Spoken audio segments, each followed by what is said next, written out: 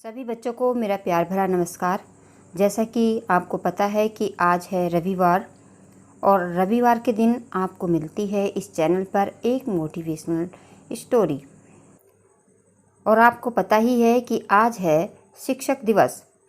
आज शिक्षक दिवस पर सभी शिक्षक भाई बहनों जो भी शिक्षकगण हैं सभी को शिक्षक दिवस की हार्दिक शुभकामनाएं।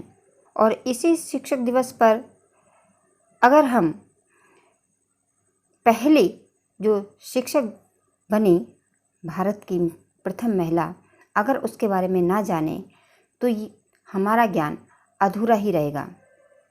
आज इस शिक्षक दिवस के मौके पर जो भी महिलाएं शिक्षित हैं, बड़े बड़े उच्च पदों पर विराजमान हैं, उन सभी को जानना बहुत ही ज़रूरी है कि ऐसी कौन सी महिला थीं जिनकी वजह से हम सब महिलाओं के लिए शिक्षा के दरवाजे खुल गए।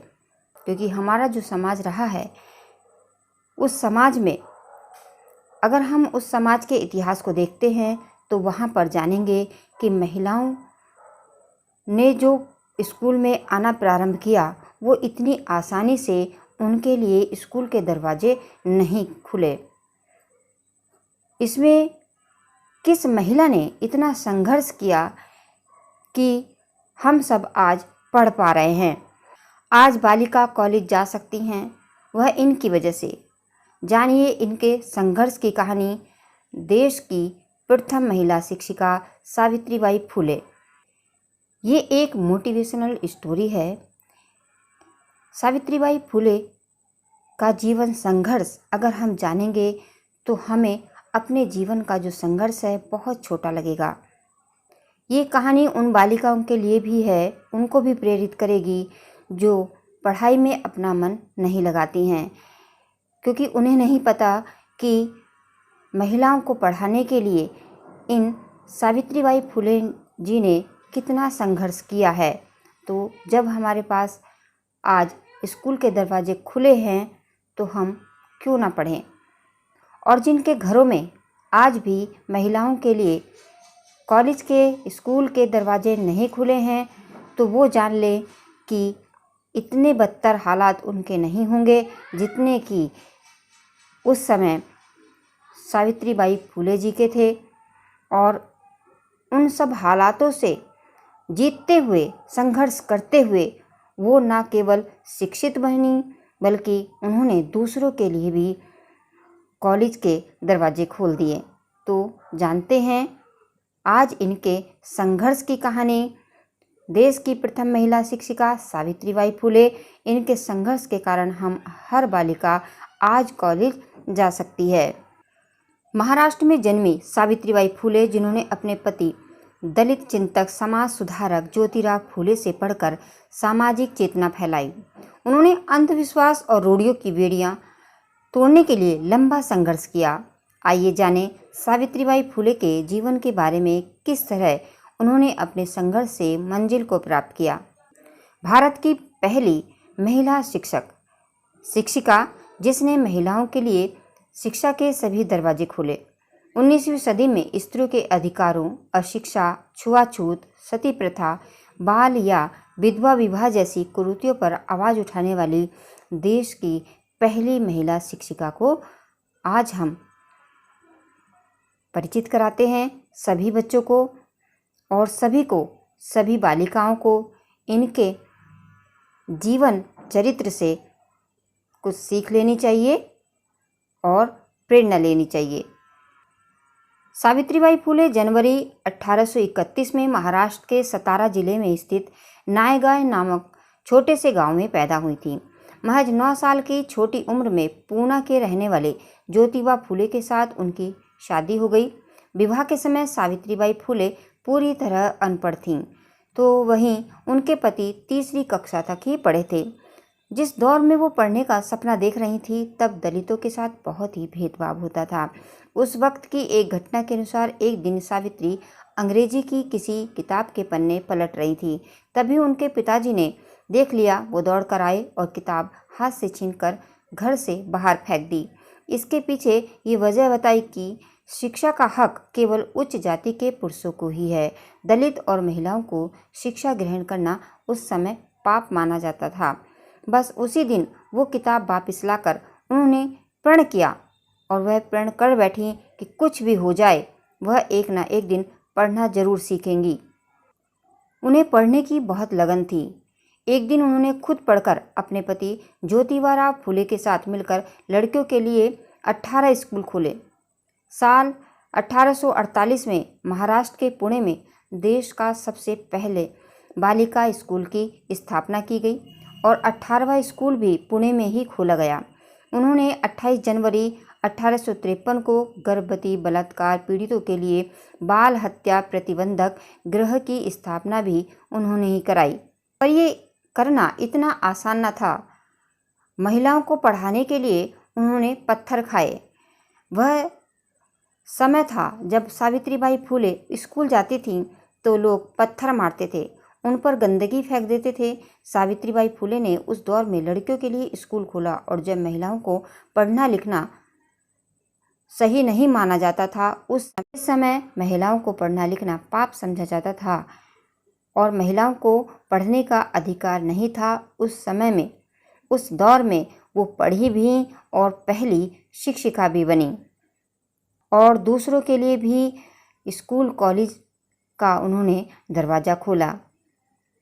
सावित्रीबाई फुले जब स्कूल जाती थीं तो लोग रास्ते में कीचड़ लिए बैठे रहते थे, गंदगी लिए बैठे रहते थे कि जैसे ही वो वहाँ से निकलेंगी उनकी साड़ी पर वो गंदगी फेंक दिया करते थे।